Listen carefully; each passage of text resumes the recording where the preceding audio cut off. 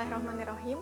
Assalamualaikum warahmatullahi wabarakatuh. Perkenalkan, nama saya Wahyu Fitria Ningrum. Saya bertugas sebagai guru biologi di SMA Negeri 98 Jakarta. Saya merupakan peserta bimbingan teknis Kepala Laboratorium di Universitas Pendidikan Indonesia Angkatan 39 dari kelas I dengan nomor peserta 39082. Pada kesempatan kali ini, saya akan menampilkan video penugasan saya dari materi pembuatan video pembelajaran yang diampu oleh instruktur Ibu Profesor Hertin Surtikanti, PhD. Selamat menyaksikan. Bimbingan teknis Kepala Laboratorium yang diselenggarakan Universitas Pendidikan Indonesia ini diadakan berdasarkan Pasal 1 Ayat 2 Permendiknas Nomor 26 Tahun 2008 tentang Standar Kerja Laboratorium Sekolah atau Madrasah, bahwa untuk diangkat sebagai tenaga laboratorium sekolah yang berlaku secara nasional dan memiliki kualifikasi kepala laboratorium sekolah harus memiliki sertifikat yang dikeluarkan oleh perguruan tinggi. Kegiatan BIMTEK ini berlangsung secara daring atau online, yaitu pada tanggal 27 April sampai dengan 1 Juni 2024. Adapun manfaat yang kami dapatkan dalam mengikuti BIMTEK ini antara lain untuk mempelajari beberapa hal berikut, yaitu kebijakan pemerintah tentang lab dan administrasi lab, peranan kepala lab sekolah terhadap karir guru, manajemen dan program kerja laboratorium sekolah, asesmen kompetensi minimum, tata tertib, standar operasional prosedur, dan keselamatan kesehatan kerja dan lingkungan hidup, online assessment tool, penyusunan panduan praktikum, pembuatan video pembelajaran, manajemen, optimalisasi, dan digitalisasi alat lab kimia, lab bahasa, lab komputer, lab fisika, lab biologi, serta pengawatan spesimen, kurikulum dan implementasi STEM, inovasi pembelajaran laboratorium, praktikum bahan kimia dapur atau lokal, permainan sains, virtual lab dan lokal material, dan penyusunan rencana tindak lanjut. Di tahun ajaran ini, saya mengajar biologi kelas 10. Salah satu materinya adalah bab inovasi teknologi biologi. Apa sih inovasi teknologi biologi itu?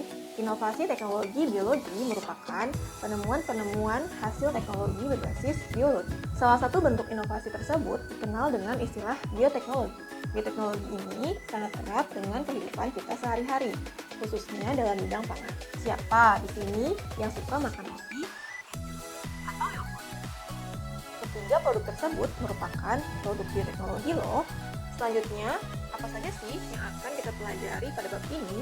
Di antaranya yaitu pengertian, jenis-jenis bioteknologi, prinsip dasar bioteknologi, perbedaan jenis bioteknologi, dan contoh produk bioteknologi konvensional dan modern.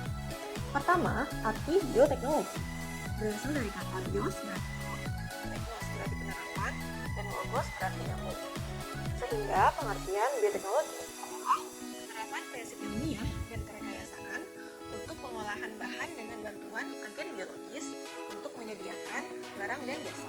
Terdapat beberapa cabang ilmu yang mendukung bioteknologi, seperti mikrobiologi, biokimia, genetika, dan biologi molekuler. Terdapat dua jenis bioteknologi. Yang pertama konvensional atau tradisional, yang kedua modern. Prinsip dari bioteknologi konvensional atau tradisional adalah fermentasi, sedangkan prinsip bioteknologi modern adalah rekayasa genetika. Berikut adalah perbedaan bioteknologi konvensional dan modern. Dalam hal pemanfaatan makhluk hidup, konvensional secara langsung dan utuh, sedangkan modern secara tidak langsung dan umumnya bagian tertentu saja. Dalam hal pelaku, konvensional tidak perlu keahlian khusus, sedangkan modern perlu keahlian khusus. Dalam hal alat dan proses, konvensional alatnya sederhana, sedangkan modern alatnya canggih dan modern. Dalam hal produksi dan biaya, konvensional sedikit dan relatif murah, sedangkan modern banyak dan relatif mahal. Berikut adalah contoh produk dari bioteknologi konvensional. Pertama, tempe. Mikroba yang berperan adalah jamur, yaitu Rhizopus coryzae. Kedua, roti. Mikroba yang berperan adalah jamur, yaitu Saccharomyces cerevisiae. Ketiga, kecap. mikroba yang berperan adalah jamur, yaitu Aspergillus venti.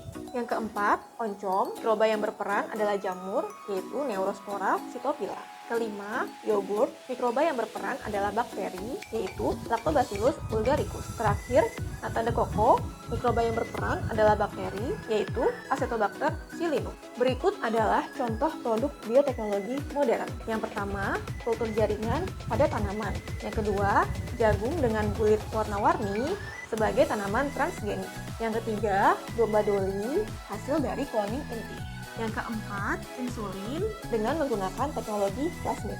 Yang kelima, antibodi monoklonal menggunakan teknik hibridoma. Yang keenam, bayi tabung. Yang ketujuh, inseminasi buatan. Sekian video yang dapat saya sampaikan, semoga bermanfaat. Terima kasih. Wassalamualaikum warahmatullahi wabarakatuh.